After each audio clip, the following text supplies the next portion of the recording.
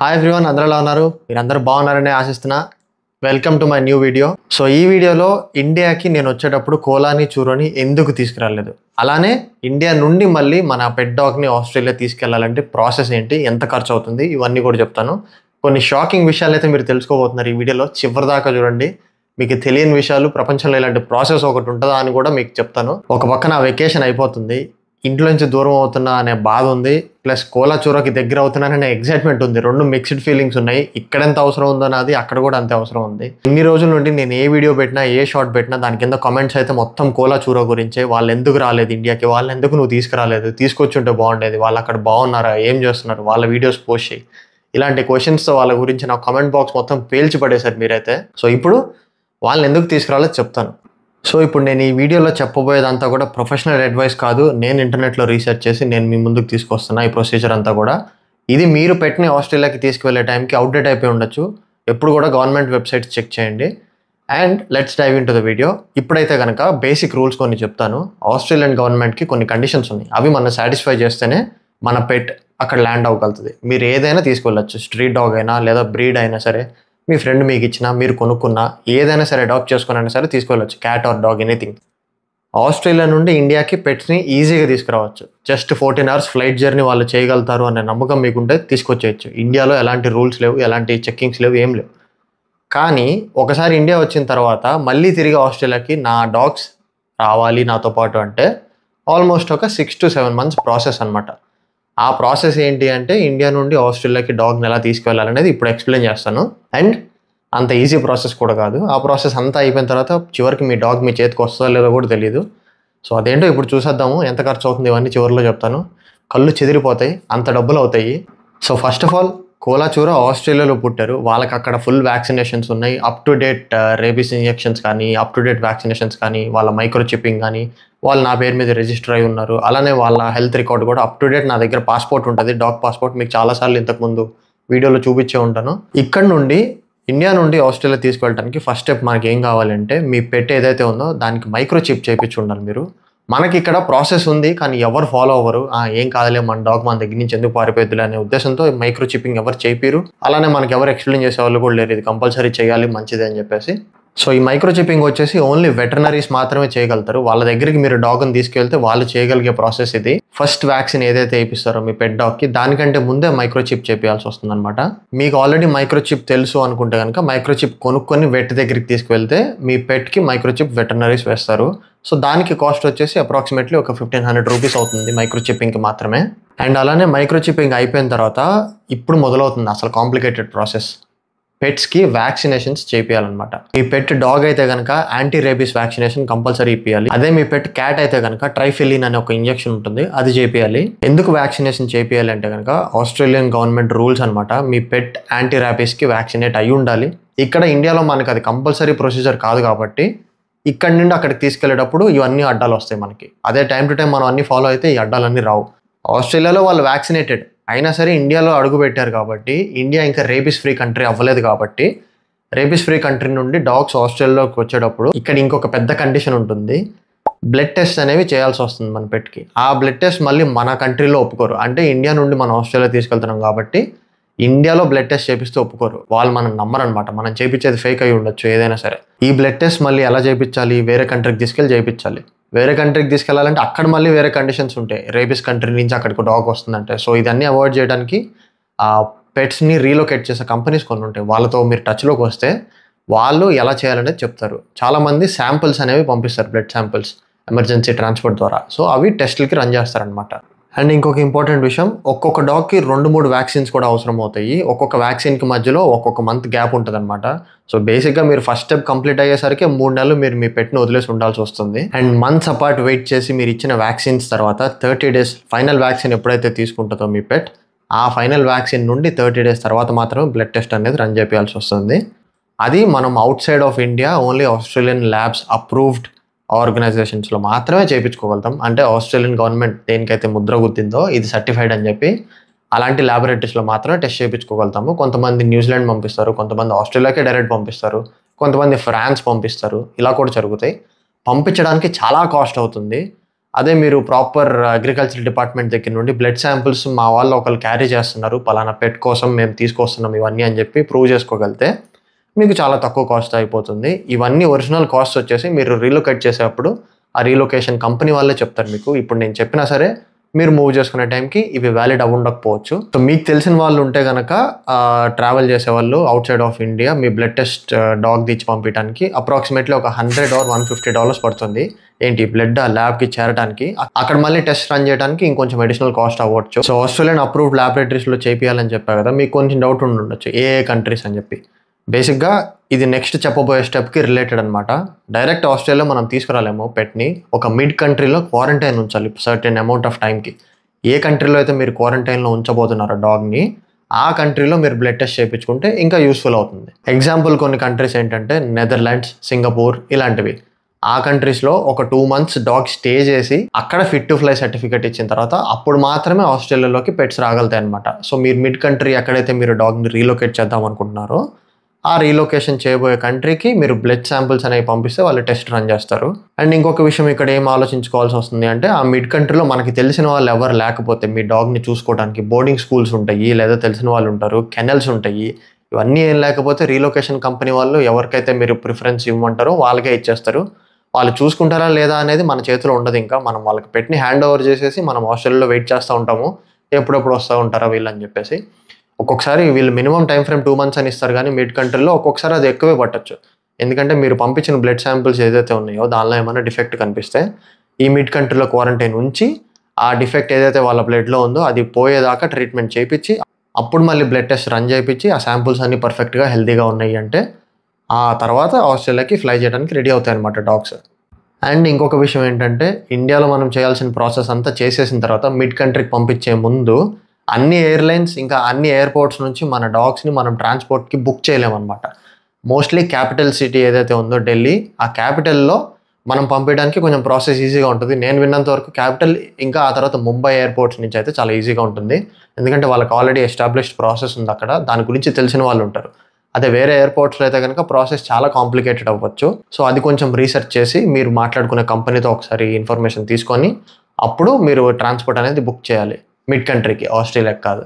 ఇప్పుడు దాకా నేను చెప్పిన ప్రాసెస్ ఐడియల్గా ఎవరన్నా పెట్ రీలొకేషన్ సర్వీసెస్ కంపెనీ ఉంటే వాళ్ళ ద్వారా వెళ్ళటం నేనైతే ప్రిఫర్ చేస్తాను. ఎందుకంటే చాలా ఫార్మల్ డాక్యుమెంటేషన్స్ ఉంటాయి, అవి మనకి గవర్నమెంట్ లాంగ్వేజ్ అర్థం కూడా కాదు. వాళ్ళైతే వాళ్ళ బిజినెస్ అది డే టు డే వాళ్ళు అదే పనిలో ఉంటారు కాబట్టి అక్కడికి వెళ్ళడం చాలా హెల్ప్ అవుతుంది. అండ్ ప్రాసెస్ ఏమి తెలియని వాళ్ళకి ఫస్ట్ టైం మనమే హ్యాండిల్ చేసుకుందాంలే అనుకుంటే కనుక పొరపాటున ఒక స్టెప్ మనం తప్పు చేసినా సరే మన పెట్ని మనం చూడటం చాలా టైం పడుతుంది, అది తట్టుకోలేని బాధ అవుతుంది తర్వాత.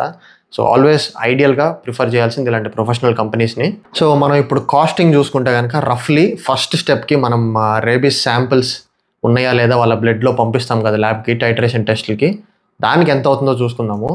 మన దగ్గర నుండి మన పెట్ని తీసుకువెళ్ళి వాళ్ళు వెట్ దగ్గర మైక్రోచిప్ చేయించడానికి ట్రాన్స్పోర్ట్ ఛార్జెస్ మాత్రమే ఒక 3000 రూపీస్ ఉంటాయి. ఆ తర్వాత మైక్రోచిప్పింగ్ ఇంజెక్ట్ చేయించి దాన్ని స్కాన్ చేసి మన నేమ్ మీద రిజిస్టర్ అయిందా తెలుసుకోవాలి లేదా అంటే కనుక ఒక 10,000 రూపీస్ అడిషనల్గా అవుతుంది. అప్పుడు బ్లడ్ టెస్ట్ అనేది రన్ చేస్తారు. బ్లడ్ తీసుకొని దానిలో నుంచి వైట్ కలర్ సీరం సపరేట్ చేస్తారు. సో బ్లడ్లో ట్రాన్స్పరెంట్గా ఉండే సీరంని టెస్ట్ చేస్తారు కాబట్టి అది వ్యాలిడిటీ ఒక 10 to 15 days హెల్తీగానే ఉంటుంది. ఆ బ్లడ్ శాంపుల్ అనేది చెప్తారు. ఆ 10 to 15 days లోపు మీరు కంపెనీ ద్వారా మూవ్ చేసుకోవచ్చు, లేదా మీకు తెలిసిన వాళ్ళు ఎవరైనా ఉంటే వాళ్ళకి డాక్యుమెంటేషన్ చేయించి వాళ్ళ ద్వారా మీరు ట్రాన్స్పోర్ట్ బుక్ చేసి పంపించచ్చు అనమాట ల్యాబొరేటరీస్కి. ఆ తర్వాత మీరు ఏ ఫామ్స్ ఏ డాక్యుమెంటేషన్ అయితే ల్యాబ్స్కి ఇచ్చి పంపిస్తారో బ్లడ్ శాంపుల్తో పాటు దాన్ని వెట్ అప్రూవ్ చేసి సైన్ చేయాలన్నమాట. ప్రాపర్ శాంపులే నేను రిసీవ్ చేసుకున్నాను, ఇందులో ఏ తప్పులు లేవని చెప్పి. అదే కంపెనీ వాళ్ళు చేస్తే ఆటోమేటిక్గా బ్లైండ్గా గుద్దేసి సీల్ వేసేస్తారు, ఎందుకంటే వాళ్ళు ప్రొఫెషనల్గా చేస్తారు కాబట్టి. మనం ఇక్కడ నుండి ల్యాబ్స్కి పంపించడానికి నార్మల్గా అయితే కనుక ఆల్మోస్ట్ ఒక 25,000 రూపాయలు అవుతుంది. మళ్ళీ అడిషనల్గా ఏది మైక్రోచిప్ స్కానర్ 10,000 మనం ఖర్చు పెట్టాం కదా, అది కాకుండా 25,000 రూపీస్ అయితే అడిషనల్గా అవుతుంది. ఈ 25,000 రూపీస్ నేను చెప్పేది ఒక ప్రొఫెషనల్ కంపెనీ ద్వారా మనం బ్లడ్ శాంపిల్స్ అంటే పంపిస్తే కనుక ల్యాబొరేటరీస్కి. ఎస్, మీరు విన్నది కరెక్టే, జస్ట్ పంపించడానికి మాత్రమే. అక్కడికి వెళ్ళిన తర్వాత ల్యాబొరేటరీలో అడిషనల్గా ఛార్జెస్ ఏమన్నా అడిగితే కనుక మనం అవాయిడ్ చేయలేము, సచ్చినట్టు కట్టాల్సిందే అడిషనల్గా. ఈ బ్లడ్ శాంపుల్ మనం వేరే కంట్రీకి పంపించడానికి ల్యాబొరేటరీస్కి మనం టైం ఎస్టిమేట్ చూసుకుంటే కనుక రఫ్గా ఒక 5 to 7 days మినిమం పడుతుంది. లేటెస్ట్ బై 7 days అంటే 7 days లోపే అయిపోతుంది. మ్యాక్సిమం డిలే అయితే 7 days పడుతుంది. ఇంకా మన టైం బాగాలేదు, దరిద్రం బాగాలేదు అనుకుంటే కనుక 7 days కంటే ఎక్కువ పడుతుంది. అప్పుడు మళ్ళీ ఇండియా నుండి కొత్త శాంపుల్ తీసుకొని మిడ్ కంట్రీకి మనం ల్యాబొరేటరీకి పంపించాలి. ఆ ల్యాబొరేటరీ నుంచి మనకి రిజల్ట్స్ రావడానికి అప్రాక్సిమేట్లీ ఇక్కడ వెయిటింగ్ టైం ఉంటుంది. డబ్బులు ఇంత ఖర్చు పెట్టిన తర్వాత ప్రాసెస్ తొందరగా అవుతుందా అంటే అవ్వదు. ఇది మన ఇండియా కాదు, డబ్బులు ఇస్తే పనులు అవడానికి. ఇండియాలో మాత్రం అలా అవుతాయి. 2 to 3 weeks waiting time compulsory పడుతుంది మళ్ళీ ఆ బ్లడ్ టెస్ట్ రిజల్ట్స్ అనేవి మనకు రావడానికి. ఇంకా అడిషనల్గా పడితే పట్టచ్చు depending on the conditions. So ఇప్పుడు నేను చెప్పిన ఆ వెయిటింగ్ పీరియడ్ తర్వాత వాళ్ళు రిజల్ట్స్ అనేవి మనకు పంపిస్తే యాక్సెప్టబుల్ లిమిట్స్లోనే వాళ్ళ పర్సంటేజెస్ ఏవో ఉంటాయి, గవర్నమెంట్ నామ్స్ ఏదో ఉంటాయి, ఆ నామ్స్ ప్రకారమే మన బ్లడ్లో హెల్త్ అంతా బాగానే ఉంటాయి కనుక అప్పుడు ఫిట్ టు ఫ్లై సర్టిఫికేట్ మీద స్టాంప్ వేసి అప్రూవ్ చేసి మన పెట్ని ఆస్ట్రేలియాలోకి ఫ్లై చేయడానికి ఒప్పుకుంటారనమాట.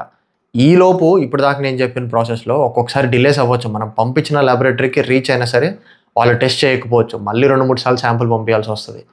లేదా పంపించిన తర్వాత అది మిస్ప్లేస్ అవ్వచ్చు, ఆ శాంపిల్స్ డిస్ట్రాయ్ అయ్యే ఛాన్స్ ఉంది. లేదా వాళ్ళు సరిగ్గా టెస్ట్ చేయక వాళ్ళు నెగ్లిజెన్స్ వల్ల రిజల్ట్స్ తప్పు వచ్చి మన పెట్లో ఏ లోపం లేకపోయినా సరే బ్లడ్ టెస్ట్ వాళ్ళు సరిగ్గా చేయకపోవడం వల్ల తప్పు రిజల్ట్స్ వచ్చి మళ్ళీ ఇండియాకి తిరిగి పంపించేయాలి, అక్కడే క్వారంటైన్ ఉంచాలి అని చెప్పినా చెప్పొచ్చు. అక్కడ రూల్స్ ఏం అప్లై అవుతాయో మళ్ళీ నాకు తెలీదు. ఎందుకంటే ఒక్కొక్క డాగ్కి ఒక్కొక్క కండిషన్ ఉంటుంది అండ్ ఒక్కొక్క పెట్కి ఒక్కొక్క బ్లడ్ రిజల్ట్ అనేది వస్తుంది. వెటనరీ అక్కడ ఉండే వెటనరీ ఎవరైతే ఉంటారో వాళ్ళు ఆ నెక్స్ట్ జరగబోయే స్టెప్ని డిసైడ్ చేస్తారనమాట. ఎందుకు సొంతగా చేయకుండా ఒక కంపెనీ ద్వారా చేయమంటున్నాను అంటే కనుక డాక్యుమెంటేషన్ చాలా ట్రిక్కీగా, చాలా కన్ఫ్యూజన్గా ఉంటుంది. కాంప్లికేటెడ్గా అనిపించకపోవచ్చు మీకు, బట్ ఆ వ్యాక్సిన్స్ అనేది మీరు వేపిస్తారు కదా ఇండియాలో డాగ్ని కూర్చోబెట్టి, అది ఒక సర్టెన్ టైం ఫ్రేమ్లో మాత్రమే చేయించాలి. ఆ వ్యాక్సిన్ నేమ్స్ రాయాలి మీరు, దానివల్ల ఎలాంటి రిజల్ట్స్ వస్తాయో అవన్నీ రాయాల్సి వస్తుంది. అండ్ అడిషనల్గా వెట్స్ దగ్గర నుంచి లోకల్గా ఇండియాలో ఇమ్యూనైజేషన్ రికార్డ్ కూడా తీసుకోవాలన్నమాట వ్యాక్సిన్స్ అయిపోయిన తర్వాత. అవన్నీ మనం ఒక్కొక్కరి దగ్గరికి వెళ్ళి కలెక్ట్ చేసుకొని ఒక్కొక్క డాక్యుమెంటేషన్ కంప్లీట్ చేసే బదులు ఎలాగో చాలా డబ్బులు ఖర్చు పెట్టబోతున్నారు, ఇంకొంచెం అడిషనల్గా ఖర్చు పెట్టి కంపెనీ సర్వీసెస్ యూజ్ చేసుకుంటే మీకు ఏ తలనొప్పి లేకుండా మొత్తం వాళ్ళే చూసుకుంటారు. మీకు జాబో బిజినెస్ ఉంటే వెట్ దగ్గరికి ఒక రోజు, డాక్యుమెంటేషన్ చేయడానికి ఇంకో రోజు, ల్యాబొరేటరీకి ఇంకో రోజు, మళ్ళీ ఇంటికి వెళ్ళి డాగ్ బాగానే ఉందా లేదా చూసుకోవడానికి ఇంకో రోజు, ఇలా టైం మనం స్పెండ్ చేయలేము. కాబట్టి చాలా రీజన్స్ ఆలోచించి ఈ కంపెనీస్ వెళ్ళమని చెప్తా ఉంటాను నేను. సో ఇప్పుడు దాకా మనం ఫస్ట్ స్టెప్స్ ఏదైతే డిస్కస్ చేసుకున్నామో అది అయిపోయింది, ఇంకా దాని గురించి మనం పట్టించుకోకర్లా. నెక్స్ట్ సెకండ్ కంట్రీ, అదే మిడ్ కంట్రీ, మీరు ఎక్కడైతే ఇప్పుడు ప్రెసెంట్ ఉండి దాని ల్యాబ్ టెస్ట్లు అన్నీ చేపిస్తున్నారో అక్కడ నుండి ఆస్ట్రేలియాకి ఫ్లై చేసే ప్రొసీజర్ మొదలు పెడదాం. ఫ్లై చేసే ముందు ఇక్కడ మన ఎవ్వరికి తెలియని ప్రాసెస్ ఒకటి ఉంది. క్వారంటైన్ చేపిస్తారు ఆస్ట్రేలియాలో పెట్ ఎంటర్ అయిన తర్వాత. ఆ క్వారంటైన్ ఫెసిలిటీ బుక్ చేసుకోవాలి అంటే కనుక ఎంత టైం పడుతుంది ఎక్స్పెక్ట్ చేయండి. ఆల్మోస్ట్ ఒక 6 months అడ్వాన్స్గా క్వారంటైన్ ఫెసిలిటీస్ బుక్ అయిపోయి ఉంటాయి. ఎస్, మీరు విన్నది కరెక్టే. ఇండియా నుండి మిడ్ కంట్రీకి వచ్చిన తర్వాత అక్కడ మీ పెట్ని తెలిసిన వాళ్ళు లేదా బోర్డింగ్ కెనల్స్ ఎవరైతే చూసుకుంటున్నారో ఇప్పుడు దాకా కట్టిన డబ్బులే తలభారం అయిపోతుందిరా బాబు అనుకుంటే ఇంకో అడిషనల్ 6 months వాళ్ళ దగ్గర ఉంచుకోవాల్సి వస్తుంది ఒక్కొక్కసారి వాళ్ళ పెట్ని. ఎందుకంటే ఆస్ట్రేలియాలో క్వారంటైన్ ఫెసిలిటీస్ అడ్వాన్స్గా బుక్ అయిపోయినాయి. సో ఈ లేట్ అంతా మీకు కాకుండా, పెట్టి ఇబ్బంది పడకుండా, మీరు ఇబ్బంది పడకుండా మెంటల్గా ఉండాలి అంటే కనుక ఒకే ఒక టిప్ నా దగ్గర. ఇండియా నుండి మిడ్ కంట్రీకి ఫ్లై అవుతుంది మన పెట్ అనుకున్నప్పుడే ఆస్ట్రేలియాలో కూడా క్వారంటైన్ ఫెసిలిటీస్ అనేవి మనం చూసేసుకోవాలి. అవైలబిలిటీ ఉందా లేదా చూసుకొని దాన్ని బట్టి ప్లాన్ చేసుకోవాలి. అండ్ ఆస్ట్రేలియా అంత ఈజీగా ఫ్లైట్ టికెట్లు బుక్ చేసేసుకొని వచ్చారు.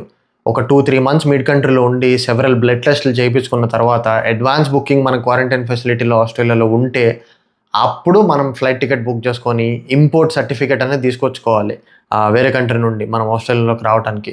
ఆ ఇంపోర్ట్ సర్టిఫికేట్ మీద అప్రూవల్ వేయించి ఈ ప్రాసెస్ అంతా అయిపోయిన తర్వాత ఫెసిలిటీ అవైలబుల్గా ఉంటేనే వస్తుంది.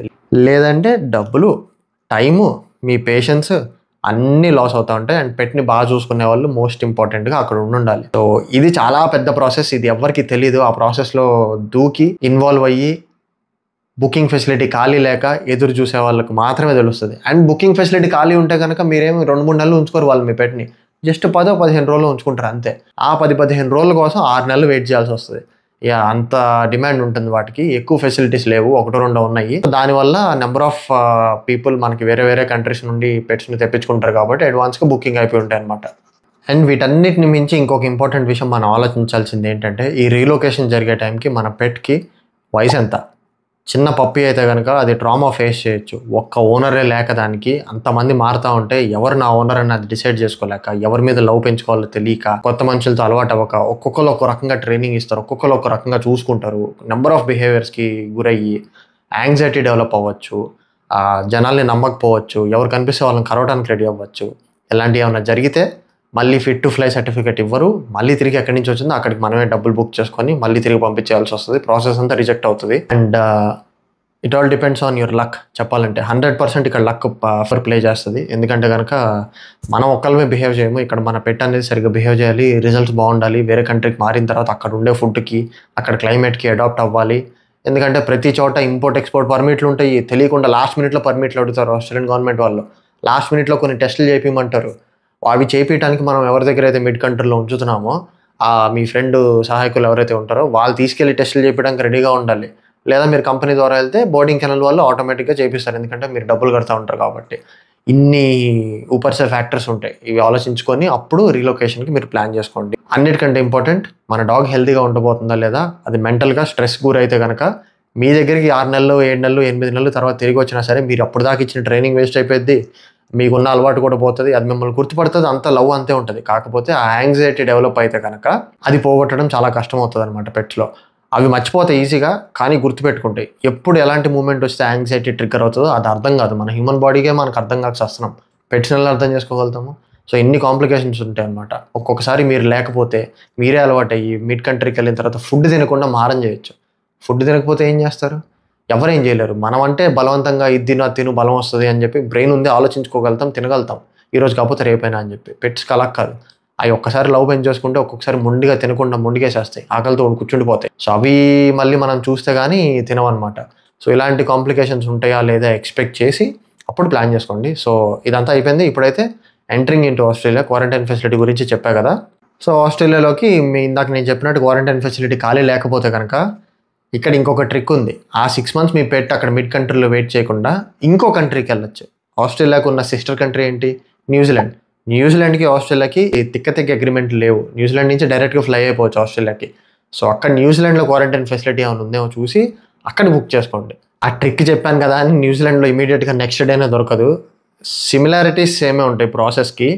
ఇంపోర్ట్ ఎక్స్పోర్ట్లు, ఆ పర్మిట్లు, హెల్త్ టెస్ట్లు, బ్లడ్ టెస్ట్లు ఇవన్నీ సేమే ఉంటాయి. కాకపోతే ఆ అగ్రిమెంట్ లేకపోవడం వల్ల ఇక్కడికి తెచ్చుకునే వాళ్ళు అక్కడికి ఫస్ట్ పంపించాలనే ఆలోచన రాదు. సో ఇక్కడికంటే అక్కడ తక్కువ వెయిటింగ్ పీరియడ్ ఉంటుంది. తక్కువ వెయిటింగ్ పీరియడ్ అంటే ఏంటి? ఇక్కడ ఆస్ట్రేలియాలో 6 to 1 year పట్టచ్చు మీకు. 6 months to 1 year పట్టచ్చు. కానీ న్యూజిలాండ్లో 1 year పట్టకపోవచ్చు, కానీ 8 months పడుతుంది. 4 months తగ్గేది వెయిటింగ్ పీరియడ్. కానీ 8 months అనేది మిడ్ కంట్రీ నుండి మళ్ళీ న్యూజిలాండ్లో వెయిట్ చేసి అక్కడ నుండి మళ్ళీ ఆస్ట్రేలియాలోకి మీరు బుక్ చేసుకోవాలి. 8 months తర్వాత కాదు, ఉన్నప్పుడే మీరు బుక్ చేసేసుకుంటే ఎప్పుడు ఖాళీ ఉంటే అప్పుడు వచ్చేయచ్చు అనమాట. ఈ లోపు అది అన్ని ఫ్లైట్ జర్నీలు చేసి అన్ని క్లైమేట్లు మారి అన్ని ఓనర్స్కి మారి అది ఎలా ఉంటుంది అనేది ఇంకా గాడ్స్ గ్రేస్ అది. సో అదొక టెక్నిక్ కూడా ఉంది. కంపెనీస్ లేదా ఓన్గా ట్రావెల్ సర్వీసెస్ బుక్ చేసుకునే వాళ్ళు అలా కూడా చేస్తారు. అండ్ ఇంకొక విషయం ఏంటంటే ఇంపోర్ట్ పర్మిట్ అనేది ఏ కంట్రీలోకి అయితే తీసుకొచ్చుకుంటున్నామో ఆ కంట్రీ వాళ్ళు మనల్ని అడుగుతారు. సో ఇప్పుడు లెట్స్ సే ఫర్ ఎగ్జాంపుల్ సింగపూర్లో ఉంది ఒక డాగ్. సింగపూర్ నుంచి మనం ఆస్ట్రేలియా క్వారంటైన్ లక్కీగా దొరికింది అనుకోండి, ఆస్ట్రేలియా వాళ్ళు ఇంపోర్ట్ పర్మిట్ అడుగుతారు లోపలికి తీసుకొచ్చుకోవడానికి. ఆ ఇంపోర్ట్ పర్మిట్ మళ్ళీ వీళ్ళు ఇస్తారంటే ఇవ్వరు. ఒక 3 నెలలు టైం తీసుకుంటారు. ఈ 3 నెలలు టైం తీసుకొని ఈ లోపు అక్కడ ఉండి ఈ లోపు ఇక్కడ క్వారంటైన్ బుక్ చేసి మళ్ళీ ఇక్కడ వెయిటింగ్ టైం సర్వ్ చేసి ఇవన్నీ కాంప్లికేషన్స్ కూడా ఉంటాయి. అన్ని కష్టము అన్నీ జరగవు అని చెప్పట్లేదు. సో ఇక్కడ ఉండే వెయిటింగ్ టైం వల్ల మనకు వచ్చే ఫ్రస్ట్రేషన్ ఎలా ఉంటుందో చెప్తున్నాను మీకు. అందుకని చెప్పి న్యూజిలాండ్కి తీసుకువెళ్తారు. న్యూజిలాండ్లో బేసిక్గా ఒక 1 or 2 weeksలో మీకు ఇంపోర్ట్ పర్మిట్ వచ్చేస్తుంది. ఆ తర్వాత ఇమీడియట్గా న్యూజిలాండ్కి ఫ్లై చేయొచ్చు. ఇక్కడ 3 months ఇంపోర్ట్ పర్మిట్కి, ఆ తర్వాత 12 months ఇక్కడ మిడ్ కంట్రీలో క్వారంటైన్లో వెయిట్ చేసే బదులు. సో అలా చేస్తారనమాట. అండ్ ఇప్పుడు ఆస్ట్రేలియా లోపలికి వచ్చే ఫ్లైట్ మెథడ్స్ మనం మాట్లాడుకుంటే 2 types ఆఫ్ ట్రాన్స్పోర్ట్ ఉంటుంది. ఒక ప్యాసింజర్ వెళ్తూ ఆ ప్యాసింజర్కి ఎక్స్ట్రా బ్యాగేజ్ ఉందని చెప్పి పెట్కి మనం క్యారియర్ బుక్ చేయాలి. మన ఫ్లైట్లోనే కింద కార్గోలో పెట్టేస్తారు. అలా కాదు అనుకుంటే కనుక కార్గో ప్లేన్స్ సపరేట్గా ఉంటాయి. హ్యూమన్స్ ఎవరు ఉండరు, ఓన్లీ కార్గో లగేజెస్ మాత్రమే, కొరియర్స్, పార్సల్స్ అలాంటి ప్లేన్స్లో సపరేట్గా ఒక పెట్ కేజ్లో బుక్ చేసేసి దాన్ని ఆ ఫ్లైట్లో ట్రాన్స్పోర్ట్ అనేది చేస్తారనమాట. బేసిక్గా ఒక ప్యాసింజర్తో రావడం కంటే కూడా కంపెనీస్ కానీ గవర్నమెంట్స్ కానీ ఏం ప్రిఫర్ చేస్తాయంటే కార్గో ప్లేన్లో సపరేట్గా రావడమే ప్రిఫర్ చేస్తాయి. ఎందుకంటే కనుక అంత లగేజే కాబట్టి వాళ్ళు ప్రాపర్గా డాక్యుమెంటేషన్ అక్కడ ఉంటుంది. ఇక్కడ అయితే కనుక ప్యాసింజర్స్ లగేజెస్ ఉంటాయి సపరేట్గా. మళ్ళీ ఇట్లాంటి పెట్ ట్రాన్స్పోర్ట్స్ అయితే కనుక అన్ని డిపార్ట్మెంట్స్ యాక్టివ్గా అదే రోజు ఉండకపోవచ్చు మీ ఫ్లైట్ ల్యాండ్ అయ్యేటప్పుడు. అప్పుడు ఏం చేయాలో అర్థం కాక ఎయిర్పోర్ట్లోనే అక్కడ క్వారంటైన్ ఉంచేస్తారు పెట్ని. ఇలాంటి జరిగిన సిచ్యువేషన్స్ కూడా ఉన్నాయి. ఎవరు అన్ఫార్చునేట్గా వీడియోస్ చేయలేదు, ఇప్పుడు దాకా దీని గురించి అవేర్నెస్ రాలేదు. ఫస్ట్ టైం నేనే ఎక్స్ప్లెయిన్ చేస్తున్నా తెలుగులో ఇండియా టు ఆస్ట్రేలియా పెట్ ఎలా తీసుకురావాలి అని చెప్పి. సో కార్గో ప్లేన్స్ బుక్ చేసుకోవడం అనేది చాలా ఐడియల్ సొల్యూషన్ అనమాట మనకి. అండ్ అన్ని అడ్డాలు దాటేసిన తర్వాత ఇంకొక అడ్డం వస్తుంది మనకి ఇక్కడ. కొన్ని ఎయిర్లైన్స్కి అయితే ఒక లిమిట్ ఉంటుంది. ఈ సైజులో ఉన్న పెట్స్ని మాత్రమే నేను కార్గోలో తీసుకువెళ్తానని చెప్పి. ఒక సైజ్ దాటిన తర్వాత extra large breeds, guard dogs, Kangals కానీ షెపర్డ్స్ కానీ పెద్ద పెద్ద ఏదైతే ఉంటాయో వాటిని యాక్సెప్ట్ చేయకపోవచ్చు. వాటికి మళ్ళీ చాలా కష్టపడి మనం సర్వీసెస్ని బుక్ చేసుకోవడానికి ట్రై చేయాలి. డిఫరెంట్ ఎయిర్లైన్స్ బుక్ చేసుకోవాలి. అవి నమ్మగలుగుతాం అనేది కూడా తెలియదు, అలాంటి ఎయిర్లైన్స్ ఉంటాయి. ఫ్లైట్ అయితే మనకు దొరికేసింది. బుక్ చేసుకున్న తర్వాత పెట్స్కి ట్రాన్స్పోర్ట్ క్రేట్ సపరేట్గా ఉంటుంది. చిన్న డాగ్స్ నుంచి మీడియం డాగ్స్ దాకా మన క్రేట్ కాస్టింగ్ వచ్చేసి 6,000 to 12,500 రూపీస్ దాకా పడుతుంది ఒక్కొక్క క్రేట్కి. అదే మీకు 2 పెట్స్ ఉంటే డబుల్ ది కాస్ట్. అదే మీకు పెద్ద పెట్స్ ఉంటే కనుక లార్జ్ డాగ్స్కి ఎంత అవుతుంది అనేది ఇప్పుడు చెప్తాను. 12,000 నుంచి 40,000 రూపీస్ దాకా మనకి ఓన్లీ క్రేట్ కొనడానికి ఛార్జ్ అవుతుంది. ఏది టికెట్ కాస్ట్ కాకుండా అడిషనల్గా అదే ప్లేన్లో క్రేట్లో దాన్ని పంపించడానికి. అండ్ అలానే మనకి లార్జ్ కంటే ఎక్స్ట్రా లార్జ్ డాగ్స్ ఉన్నాయి అనుకోండి, గ్రేట్ డేన్ అండ్ సెయింట్ బర్నార్డ్ ఇలాంటి పెద్ద డాగ్స్ అయితే ఇంకా కస్టమ్ మేడ్ కాబట్టి వాటికి క్రేట్స్, వాటికి సపరేట్ ఛార్జెస్ అయితే మీకు పెడతారు. లార్జ్ డాగ్స్కే 40,000 అన్నారంటే వాటికి కంపల్సరీ 1,00,000 టచ్ చేస్తారు. ఆశ్చర్యపోవాల్సిన అవసరమే లేదు, ఎందుకంటే ఎయిర్లైన్ సర్వీసెస్ ఎప్పుడు కాస్ట్లీగానే ఉంటాయి. ఆస్ట్రేలియా ల్యాండ్ అయిన తర్వాత ఇక్కడ క్వారంటైన్ ఫెసిలిటీలో ఒక 10 or 15 days పెడతారనమాట. అది పెట్టిన తర్వాత ఇక్కడ కొన్ని టెస్టులు రన్ చేసి ఆ తర్వాత కంట్రీలోకి రిలీజ్ చేయడానికి ఒప్పుకుంటారు. ఓవరాల్గా ఇప్పుడు దాకా మనం మాట్లాడుకున్న వెయిటింగ్ టైమ్, ఒక్కొక్క స్టెప్లో ఎంత పడుతుంది అప్రాక్సిమేట్గా మళ్ళీ ఒకసారి రివైజ్ చేద్దాము. ఫైనల్ సమ్మరీ ఇది. స్టార్టింగ్ మైక్రోచిప్ చేపియాలి. రేబీస్ ఇంకా అదర్ వ్యాక్సిన్స్ అనేది ఇప్పించాలి పెట్కి. ఒక్కొక్కరికి 1 పడుతుంది, ఒక్కొక్కరికి 2 or 3 వ్యాక్సిన్స్ పడవచ్చు. వ్యాక్సిన్ ఇచ్చిన 30 days దాకా మనం ఇండియాలోనే వెయిట్ చేసి ఆ తర్వాత బ్లడ్ శాంపిల్స్ తీసుకొని outside of India Australian labs approved ఫెసిలిటీస్కి మాత్రమే మనం బ్లడ్ శాంపిల్స్ పంపించి టెస్టింగ్ అనేది చేయించాలి. ఆ బ్లడ్ టెస్టింగ్కి వచ్చేసరికి ఒక 3 months పట్టచ్చు, 4 months పట్టచ్చు, ఇంకా డిలే అవ్వచ్చు, 1 year దాకా కూడా పట్టచ్చు. చెప్పలేము, మన తలరాత లేదా మన లక్ను బట్టి ఉంటుంది. ఒక్కొక్కసారి మిస్ప్లేస్ అవ్వచ్చు, ఒక్కొక్కసారి వాళ్ళు సరిగ్గా కేర్ చేయకపోవచ్చు మీరు పంపించే శాంపిల్కి. మోస్ట్లీ జరగకపోవచ్చు, but approximately highest wait time అది అని చెప్పి చెప్తున్నాను. అండ్ ఆ టెస్ట్లు కనుక ఎర్లీగానే అయిపోతే ఒక 30 to 40 days మళ్ళీ ఇండియాలోనే వెయిట్ చేయాలి. టెస్ట్లు అయిపోయిన తర్వాత మిడ్ కంట్రీకి ఫ్లై అయ్యేలోపు మిడ్ కంట్రీకి మళ్ళీ మీరు ఇందాక నేను చెప్పిన క్రేట్ సైజెస్ ఏదైతే ఉన్నాయో ఆ క్రేట్స్ అనేవి బుక్ చేసుకోవాలి, టికెట్ బుక్ చేసుకోవాలి. అండ్ ఆ మిడ్ కంట్రీలో క్వారంటైన్ ఫెసిలిటీ అడ్వాన్స్గా బుక్ అయ్యే పని అయితే కనుక ఇంకా మీరు ముందే బుక్ చేసుకోవాలి. అప్పుడు ఏమవుతుందంటే, ఇప్పుడు లెట్స్ ఇండియా నుండి న్యూజిలాండ్కి తీసుకొస్తున్నారు ఒకేసారి, లేదా సింగపూర్కి తీసుకొస్తున్నారు. సింగపూర్లో ఆ బోర్డింగ్ కెనల్ ఏదైతే ఉందో దానికి 6 months వెయిటింగ్ టైం ఉందనుకోండి. ఆ 6 months వరకు ఇండియాలోనే పెట్టి ఉండాలి. కరెక్ట్గా 6 months ముందు బయలుదేరే ముందు అప్పుడు టెస్టులు రన్ చేయించి అప్పుడు లేటెస్ట్ రిజల్ట్స్తో వాటిని మిడ్ కంట్రీకి పంపించాలి. మిడ్ కంట్రీ నుండి మళ్ళీ అలానే ఆస్ట్రేలియాకి వచ్చే ముందు సేమ్ ఇదే ప్రాసెస్ అప్లై అవుతుంది. లేటెస్ట్ బ్లడ్ టెస్ట్ అక్కడ చేయించి ఆ రిజల్ట్స్ తీసుకొచ్చి ఇంపోర్ట్ సర్టిఫికెట్లు తీసుకొచ్చి ఆస్ట్రేలియాలోకి అక్కడ క్రేట్స్ బుక్ చేసుకొని అక్కడ టికెట్స్ బుక్ చేసుకొని అప్రాక్సిమేట్గా ఇట్లానే టైం పడుతుంది, ఒక 1 year దాకా అన్నీ మనం చూసుకునేసరికి.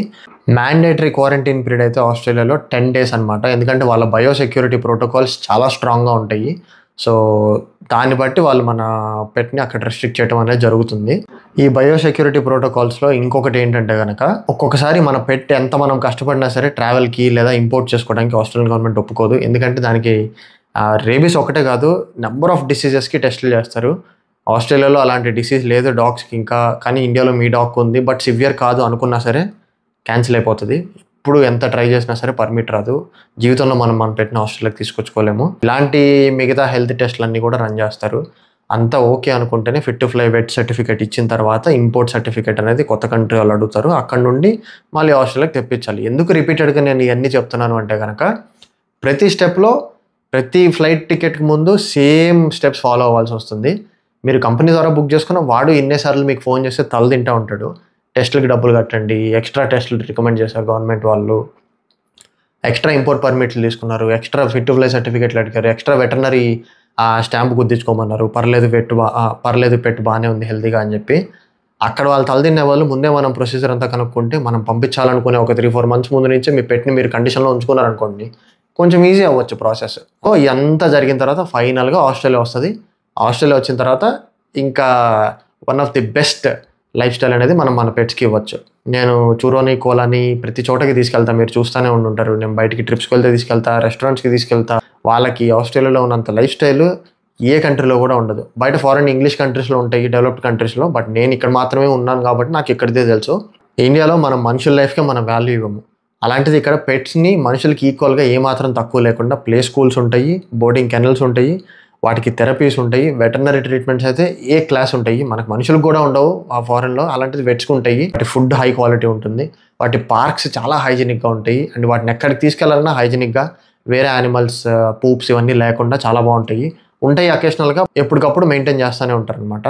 గవర్నమెంటే మనకి అలర్ట్స్ పంపిస్తూ ఉంటుంది, పలానా ఏరియాస్లో, పలానా స్టేట్స్లో, సిటీస్లో టిక్స్ ఫీవర్స్ ఉన్నాయి, వేరే వేరే వైరసెస్ వస్తున్నాయి, బయటికి తీసుకెళ్ళొద్దు అని చెప్పేసి. ఇండియా లాగా ఇక్కడ యానిమల్స్ని అబ్యూస్ చేయటము ఇవన్నీ ఏం జరగవు, ఎక్కడో ఒక చోట జరుగుతాయి. బట్ జనరల్ పబ్లిక్ మన ఇండియాలో చూస్తూనే ఉంటాం, కార్లు, బైకులు ఇవన్నీ ఎక్కిస్తూ ఉంటారు. వే వీ ట్రీట్ యానిమల్స్ చాలా చండాలంగా చేస్తాం ఇక్కడ ఇండియాలో. వాటిని పూజిస్తూనే వాటిని చండాలంగా ట్రీట్ చేస్తాము. ఇవన్నీ ఉండవు అనమాట. ఇది తప్పించుకొని ఈ స్టెప్స్ అన్ని పాస్ అయిపోతే one of the best life styles అయితే బతకగలుగుతుంది మీ పెట్ అక్కడ. ఇది చాలా షార్ట్ లాంగ్ ప్రాసెస్ మరి నాకు తెలీదు, ఆలోచించుకోవాలి పెట్ని మనం రీలొకేట్ చేసే ముందు. ఎందుకంటే నెంబర్ ఆఫ్ ఫ్యాక్టర్స్ ఇన్వాల్వ్ అయి ఉంటాయి. సైకలాజికల్గా ఒక్కసారి పెట్టి డిస్టర్బ్ అయింది అంటే కనుక ఇంపాసిబుల్ దాన్ని మళ్ళీ ట్రైన్ చేయటము. ఎందుకంటే మీ పెట్ ఉండే వయసుని బట్టి అక్కడ ప్రభావం అనేది పడుతుంది దాని మీద. మనకి ఇక్కడ మెంటల్ హెల్త్ అనే కాన్సెప్టే ఉండదు ఇండియాలో, మనుషులకైనా దేనికైనా. ఇక్కడ ఫారెన్లో వచ్చేసి యానిమల్స్ కూడా అలా ఉంటుంది. ఒక్కసారి భయపడింది, యాంగ్జైటీ వచ్చింది అంటే కనుక అది మర్చిపోదు, ఎప్పటికి అలానే ఉంటుంది. ఎప్పుడు ఏ నిమిషాన్ని ట్రిగ్గర్ అవుతుందో తెలీదు. ఇదే ప్రాసెస్ అయితే మొత్తం కలిపి కాస్ట్ అయితే కనుక ఆల్మోస్ట్ ఒక 25 to 30 lakhs అయితే పక్కా పడుతుంది. ఎస్, నేను చెప్పింది ఇప్పుడు దాకా వేలల్లోనే, ఏది బ్లడ్ టెస్ట్కి 30,000, క్రియేట్కి 30,000 ఇట్లానే చెప్పాను. అవన్నీ శాంపుల్ కాస్ట్లు నేను చెప్పింది. కానీ రియాలిటీలోకి వచ్చేసేసరికి ఇప్పుడు 2025లో కాస్ట్లు ఎంత పెరిగినాయో తెలియదు. నేను గవర్నమెంట్ వెబ్సైట్స్లో చూసి, లేదా ఎగ్జాంపుల్స్ ఇంతకుముందు పెట్ రీలొకేషన్ సర్వీసెస్ వాళ్ళు రీలొకేట్ చేసిన ఆర్టికల్స్ కొన్ని బయట ఉంటే అవి చూసి ఫస్ట్ 2-3 స్టెప్పులకు మాత్రమే అప్రాక్సిమేట్ నేను ఇచ్చాను. నేను ఇందాక వీడియోలో చెప్పని కాస్ట్లు ఏమున్నాయి, మిడ్ కంట్రీలో మీరు క్వారంటైన్ ఫెసిలిటీ బుక్ చేసుకోవాలి కదా, క్వారంటైన్ ఫెసిలిటీకి ఎంత అవుతుంది అనుకుంటున్నారు? అక్కడ అవుతాయి. ఇప్పుడు దాకా నేను చెప్పిన 25 lakhs ఫిగర్ ఏదైతే ఉందో అందులో సగం అక్కడ లేచిపోతాయి. అక్కడ క్వారంటైన్ ఫెసిలిటీలో మీరు ప్రొఫెషనల్ కంపెనీ ద్వారా బుక్ చేసుకుంటే ఫుడ్కి, హెల్త్కి అన్నిటికీ కలిపి ఒకేసారి డబ్బులు తీసుకుంటారు. అక్కడ మళ్ళీ అడిషనల్గా ఉండాల్సి వస్తే బ్లడ్ టెస్ట్లు ఎక్స్ట్రా ఇవ్వడం వల్ల మళ్ళీ అక్కడ ఎక్స్ట్రా కట్టాల్సి వస్తుంది. ఆస్ట్రేలియాలో మళ్ళీ ఒక 10-15 days క్వారంటైన్లో ఉంచడానికి అక్కడ కొన్ని లక్షలు అవుతాయి. అక్కడ హెల్త్కి మనం బుక్ చేసుకోవాలి, అక్కడ వెట్ టెస్టులకి మనం బుక్ చేసుకోవాలి, ఫ్లైట్ టికెట్లు బుక్ చేసుకోవాలి, ఫ్లైట్లో పెట్టడానికి క్రేట్లకు బుక్ చేసుకోవాలి. నెంబర్ ఆఫ్ ఫెసిలిటీస్ మనం మన పెట్స్కి ఇవ్వాలి అంటే కనుక ఆల్మోస్ట్ ఒక 25 to 30 lakhs అవుతుంది ఒక్క డాగ్ని ఇండియా నుంచి ఆస్ట్రేలియాకి తీసుకురావాలంటే. ఆస్ట్రేలియా నుండి ఇండియాకి కోలాని చూరని తీసుకొచ్చాను, తిరిగి వెళ్ళేటప్పుడు ఇంత కష్టం వాటికి ఇవ్వటం అవసరమా అధ్యక్ష? మళ్ళీ నాకు జేబు ఒక్క 25 to 30 lakhs అంటే చెప్పు తీసుకొని కొడతారు ఇంట్లో. ఆ కాస్ట్ నేను కనుక బయట చెప్పానంటే. సో ఇవన్నీ నేను ఆలోచించి ఇవన్నీ వాటికి ఇవ్వటం అనవసరము. అవి ఎప్పుడు లైఫ్లో ఇండియాకి రాలేవు అన్లెస్ నేను పర్మనెంట్గా ఇండియాకి మూవ్ అయిపోతే, ఆస్ట్రేలియా ఇంకా నాకు వద్దు జీవితంలో చాలు అనుకుంటే తప్ప అవి ఇండియాకి రావు. సో హోప్ఫుల్లీ చూరకోలా ఏరి అని మీ అందరూ నన్ను సాగు కొట్టేశారు. ఆ క్వశ్చన్స్ అన్నిటికీ ఆన్సర్స్ వచ్చినాయని అనుకుంటున్నాను. అండ్ మీ పెట్స్ని ఇండియా నుండి ఆస్ట్రేలియా తీసుకువెళ్ళాలి అని మీ ఫ్రెండ్స్ ఎవరన్నా తపన పడుతుంటే, కలగంటే కనుక ఈ వీడియోని వాళ్ళకి షేర్ చేయండి కంపల్సరీగా. చాలా యూజ్ అవుతుంది, తెలియని ప్రాసెస్ తెలుస్తుంది, అసలు తీసుకెళ్లాలనే ఆలోచన మర్చిపోతారు, హ్యాపీగా ఇండియాలోనే బతుకుతాయి ఈ పెట్స్. ఈ వీడియో కనుక మీకు నచ్చినట్లయితే please like, share and subscribe. మళ్ళీ నా నెక్స్ట్ వీడియోలో కలుస్తా. బాయ్.